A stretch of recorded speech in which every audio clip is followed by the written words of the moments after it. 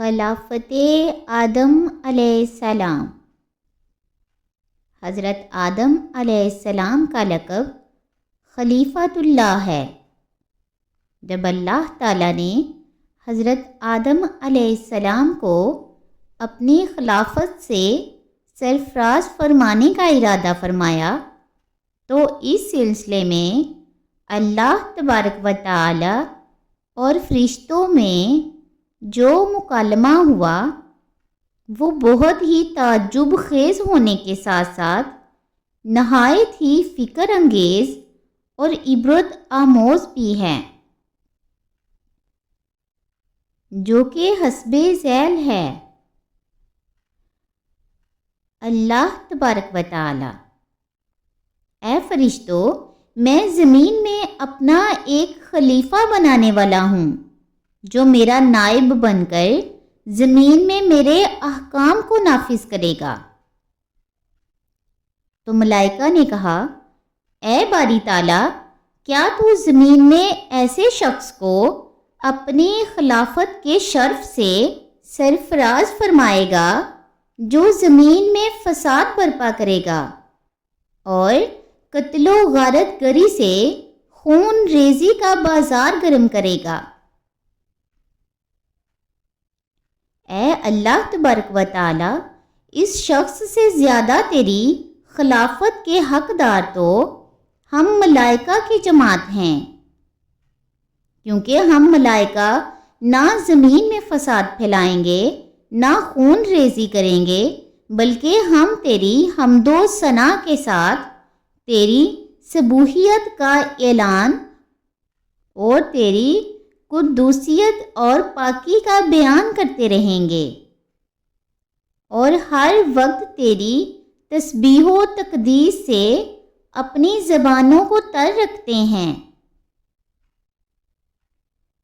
اور ہر وقت تیری تسبیح و تقدیس کرتے ہیں۔ اس لیے ہم فرشتوں کی جماعت ہی میں سے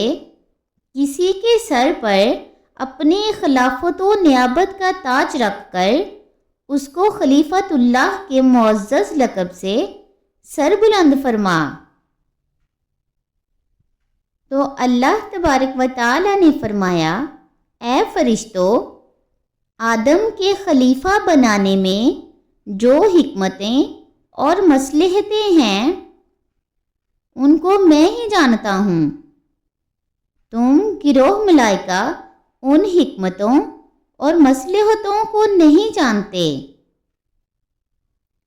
فرشتے اللہ تبارک و تعالی کے اس ارشاد کو سن کر اگرچہ خاموش ہو گئے، مگر انہوں نے اپنے دل میں یہ خیال چھپائے رکھا کہ اللہ تعالی خواہ کسی کو بھی اپنا خلیفہ بنا دے، مگر وہ فضل و کمال میں ہم فرشتوں سے بڑھ کر نہ ہوگا، کیونکہ ہم ملائکہ فضیلت کی جس منزل پر ہیں وہاں تک کسی مخلوق کی بھی رسائی نہ ہو سکے گی۔ اس لیے فضیلت کے تاجدار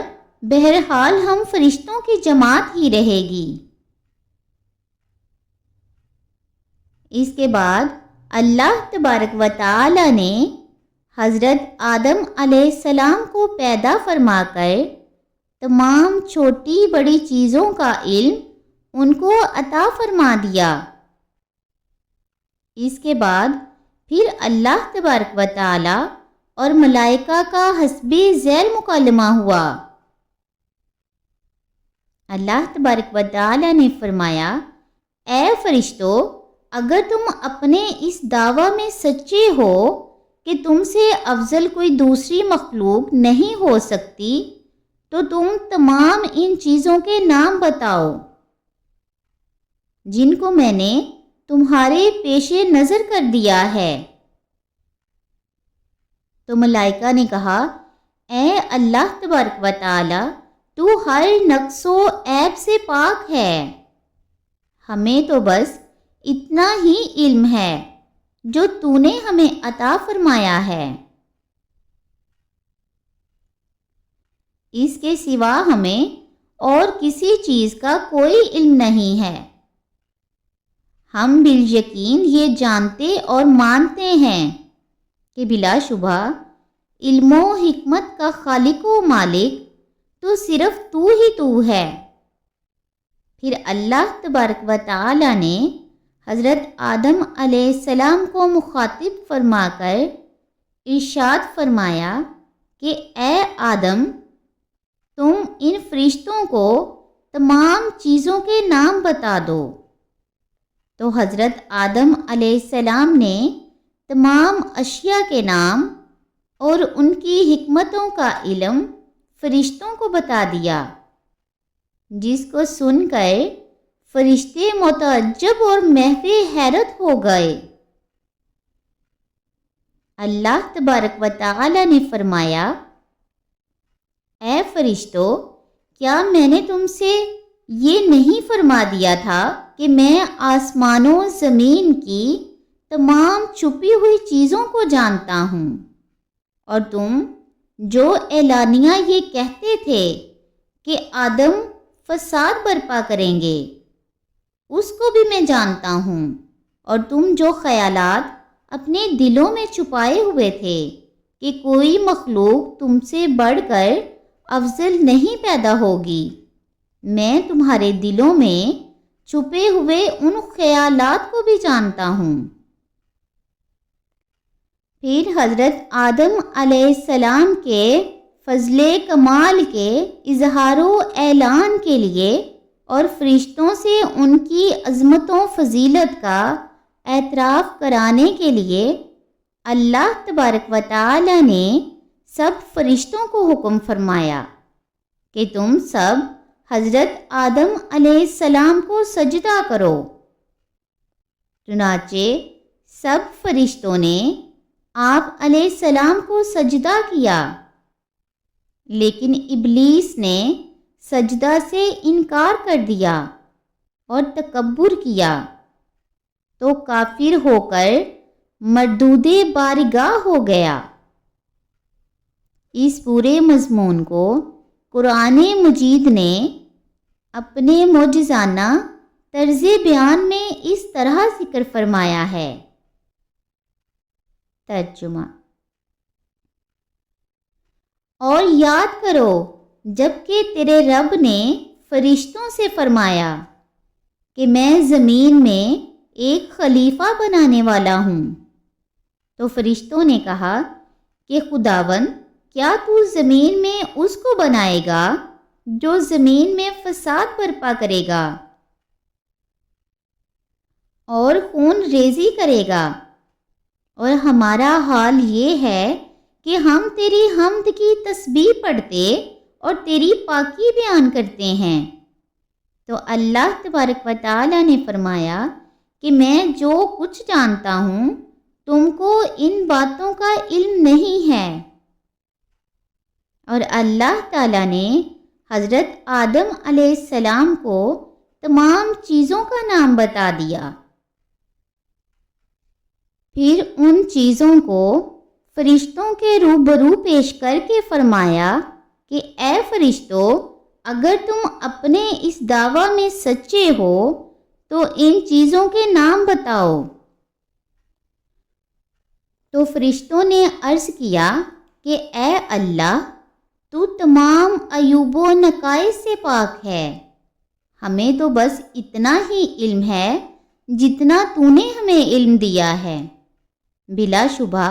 علم و حکمت والا تو صرف تو ہی ہے۔ اللہ تعالیٰ نے فرمایا کہ اے آدم، تم ان فرشتوں کو ان چیزوں کے نام بتا دو۔ تو حضرت آدم علیہ السلام نے ان فرشتوں کو ان چیزوں کا نام بتا دیا۔ تو اس وقت اللہ تبارک و تعالی نے فرشتوں سے فرمایا کہ کیا میں نے تم سب کو یہ نہیں فرما دیا تھا کہ میں آسمانوں اور زمینوں کی تمام چھپی ہوئی چیزوں کو جانتا ہوں؟ اور یاد کرو جب ہم نے فرشتوں سے کہا کہ تم سب آدم کو سجدہ کرو، تو تم سب نے سجدہ کیا مگر ابلیس نے انکار اور تکبر کیا اور وہ کافر ہو گیا۔ سورہ بقرہ رکوع نمبر 4۔ ان آیات کریمہ سے مندرجہ ذیل ہدایت کے اسباق ملتے ہیں۔ درس ہدایت نمبر 1، اللہ تبارک و تعالی کی شان یہ ہے کہ وہ ہر چیز کر سکتا ہے اور وہ جو چاہتا ہے وہی کرتا ہے۔ نہ کوئی اس کے ارادہ میں دخل انداز ہو سکتا ہے، نہ کسی کی مجال ہے کہ اس کے کسی کام میں چونو چرا کر سکے۔ مگر اس کے باوجود حضرت آدم علیہ السلام کی تخلیق و خلافت کے بارے میں اللہ تبارک و تعالی نے ملائکہ کی جماعت سے مشورہ فرمایا۔ اس میں یہ ہدایت کا سبق ہے کہ اللہ تبارک و تعالی جو سب سے زیادہ علم و قدرت والا ہے اور فاعل مختار ہے، جب وہ اپنے ملائکہ سے مشورہ فرماتا ہے تو بندے جن کا علم اور اقتدار و اختیار بہت ہی کم ہے تو انہیں بھی چاہیے کہ وہ جب کسی کام کا ارادہ کریں تو اپنے مخلص دوستوں اور صاحبان عقل اور ہمدردوں سے اپنے کام کے بارے میں مشورہ کر لیا کریں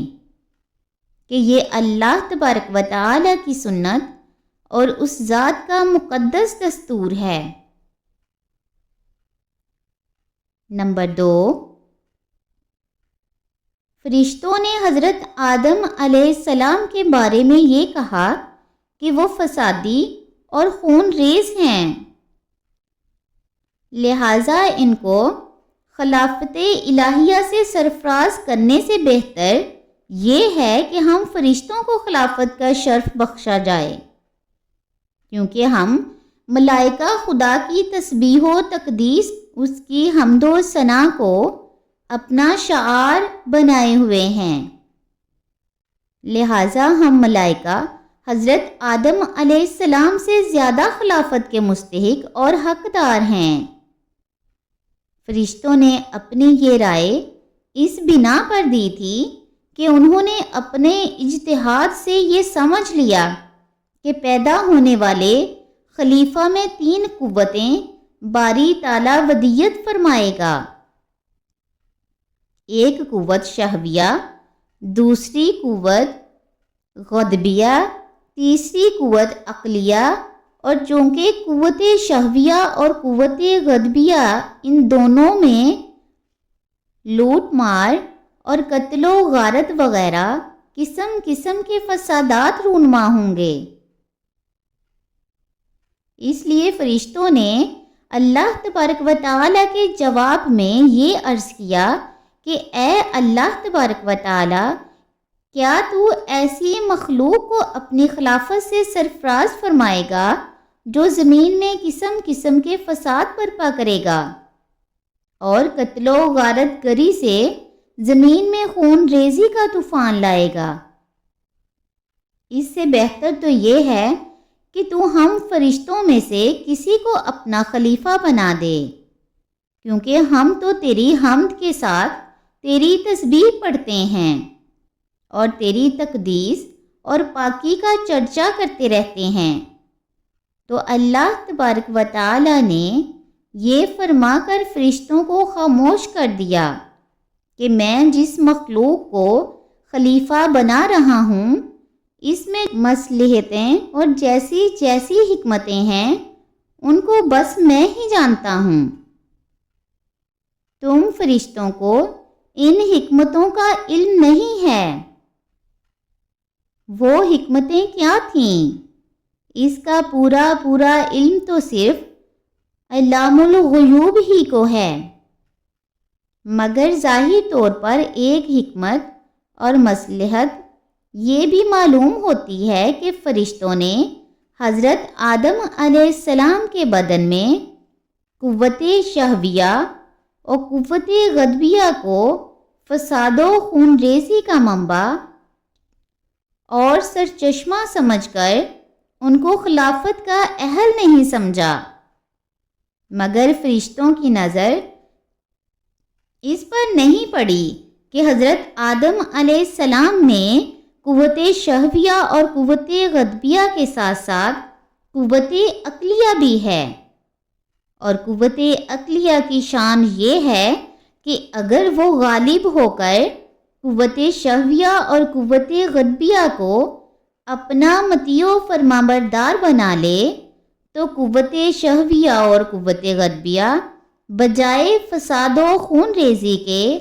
ہر خیر و خوبی کا منبع اور ہر قسم کی صلاح و فلاح کا سرچشمہ بن جایا کرتی ہیں۔ یہ نکتہ فرشتوں کی نگاہ سے اوجھل رہ گیا، اس لیے اللہ تبارک و تعالی نے فرشتوں کے جواب میں یہ فرمایا کہ میں جو جانتا ہوں اس کو تم نہیں جانتے، اور فرشتے یہ سن کر خاموش ہو گئے۔ اس سے یہ ہدایت کا سبق ملتا ہے کہ چونکہ بندے اللہ تبارک و تعالی کے افعال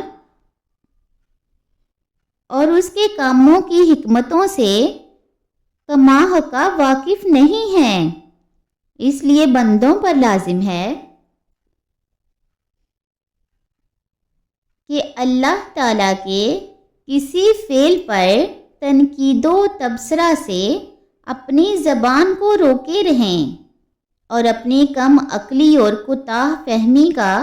اعتراف کرتے ہوئے یہ ایمان رکھیں اور زبان سے اعلان کرتے رہیں کہ اللہ تعالیٰ نے جو کچھ کیا اور جیسا بھی کیا وہی حق ہے، اور اللہ تعالیٰ ہی اپنے کاموں کی حکمتوں کو خوب جانتا ہے جن کا ہم بندوں کو علم نہیں ہے۔ نمبر 3، اللہ تبارک و تعالی نے حضرت آدم علیہ السلام کو تمام اشیاء کے ناموں اور ان کی حکمتوں کا علم بذریعہ الہام ایک لمحہ میں عطا فرما دیا ہے۔ اس سے معلوم ہوا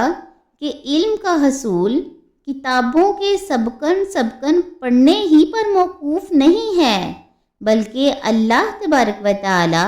جس بندے پر اپنا فضل فرما دے اس کو بغیر سبق پڑھنے اور بغیر کسی کتاب کے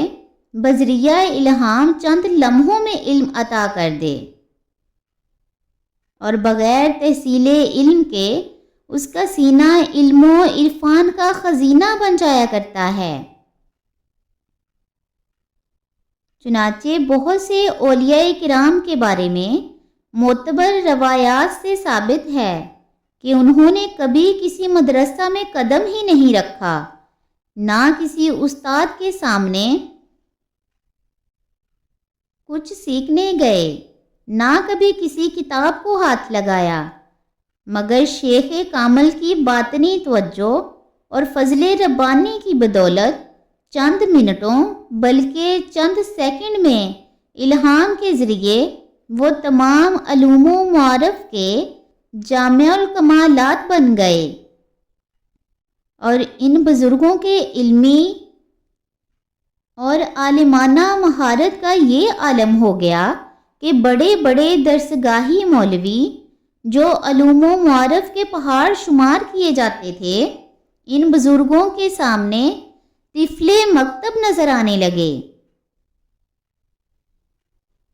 نمبر 4، ان واقعات سے معلوم ہوا کہ اللہ تبارک و تعالی کی نیابت اور خلافت کا دار و مدار کثرت عبادت اور تسبیح و تقدیس نہیں ہے، بلکہ اس کا دار و مدار علوم و معارف کی کثرت پر ہے۔ چنانچہ حضرت ملائکہ علیہ السلام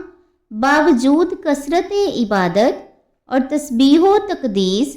خلیفۃ اللہ کے لقب سے سرفراز نہیں کیے گئے، اور حضرت آدم علیہ السلام علوم و معارف کی کثرت کی بنا پر خلافت کے شرف سے ممتاز بنا دیے گئے، جس پر قرآن مجید کی آیات کریمہ شاہد عدل ہیں۔ نمبر 5، اس سے یہ بھی معلوم ہوا کہ علوم کی کثرت کو عبادت کی کثرت پر فضیلت حاصل ہے، اور ایک عالم کا درجہ ایک عابد سے بہت زیادہ بلندتر ہے۔ چنانچہ یہی ہے کہ حضرت آدم علیہ السلام کے علمی فضل و کمال اور بلند درجات کے اظہار و اعلان کے لیے اور ملائکہ سے اس کا اعتراف کرانے کے لیے اللہ تبارک و تعالی نے تمام فرشتوں کو حکم فرمایا کہ تمام فرشتے حضرت آدم علیہ السلام کے روبرو سجدہ کریں۔ چنانچہ تمام ملائکہ نے حکم الہی کی تعمیل کرتے ہوئے حضرت آدم علیہ السلام کو سجدہ کر لیا، اور وہ اس کی بدولت تقرب اللہ اور محبوبیت خداوندی کی منزل بلند پر فائز ہو گئے، اور ابلیس چونکہ اپنے تکبر کی منحوسیت میں گرفتار ہو کر اس سجدہ سے انکار کر بیٹھا، تو وہ مردود بارگاہ الہی ہو کر ذلت کے ایسے عمیق غار میں گر پڑا کہ قیامت تک وہ اس غار سے نہیں نکل سکتا، اور ہمیشہ ہمیشہ وہ دونوں جہاں کی لعنتوں کا حقدار بن گیا، اور قہر و قہار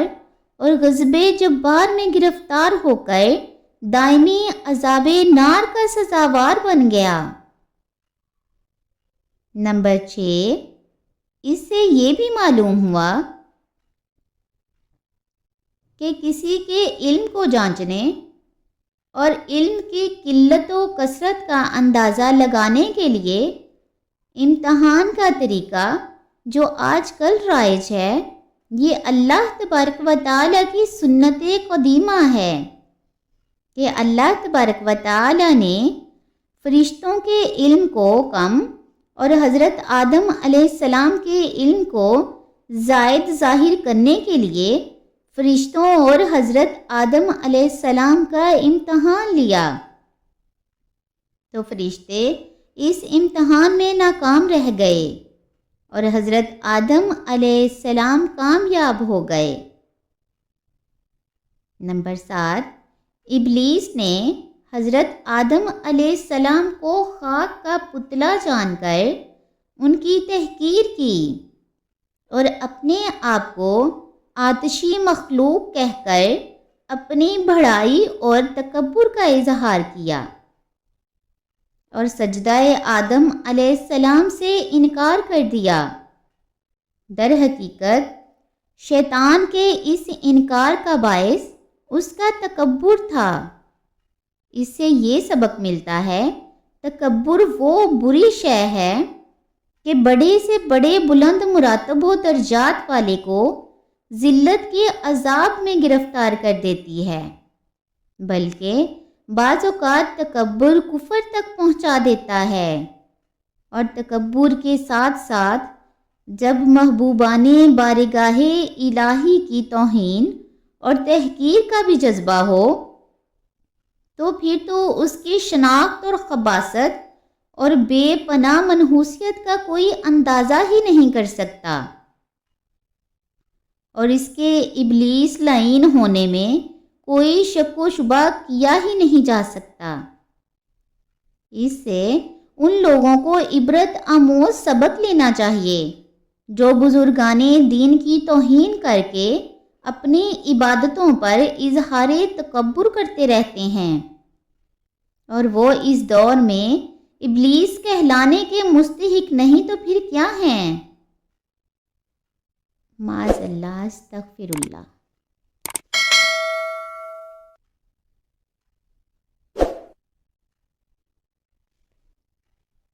اللہ تبارک و تعالی ہمیں دونوں جہانوں میں سرخرو فرمائے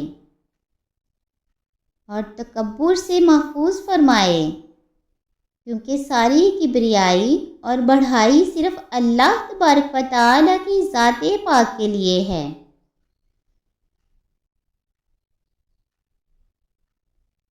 اللہ تبارک و تعالیٰ ہمیں عاجزی اور انکساری کے ساتھ زندگی بسر کرنے کی توفیق عطا فرمائے، آمین ثم آمین۔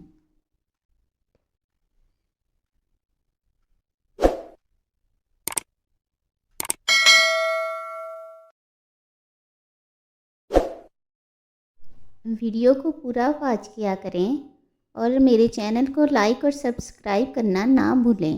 جزاک اللہ۔